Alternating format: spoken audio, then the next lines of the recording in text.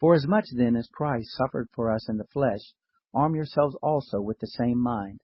For he who has suffered in the flesh has ceased from sin, that you no longer should live the rest of your time in the flesh for the lust of men, but for the will of God. For we have spent enough of our past time living in doing the desire of the Gentiles, and to have walked in lewdness, lust, drunken binges, orgies, carousings, and abominable idolatries. They think it is strange that you don't run with them into the same excess of riot, blaspheming, who will give an account to him who is ready to judge the living and the dead. For to this end was the gospel preached even to the dead, that they might be judged indeed as men in the flesh, but live as to God in the Spirit. But the end of all things is near.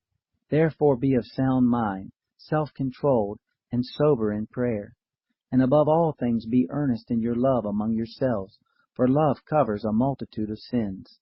Be hospitable one to another without grumbling. According as each has received a gift, be ministering it among yourselves as good stewards of the grace of God in its various forms. If any man speaks, let it be as it were oracles of God. If any man serves, let it be as of the strength which God supplies, that in all things God may be glorified through Jesus Christ, to whom belong the glory and the dominion forever and ever. Amen. Beloved, don't be astonished at the fiery trial which has come upon you to test you, as though a strange thing happened to you.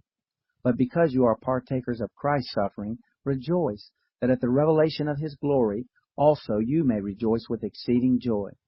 If you are insulted for the name of Christ, blessed are you, because the Spirit of glory and of God rests on you. On their part he is blasphemed, but on your part he is glorified. For let none of you suffer as a murderer, or a thief, or an evildoer, or as a meddler in other men's matters.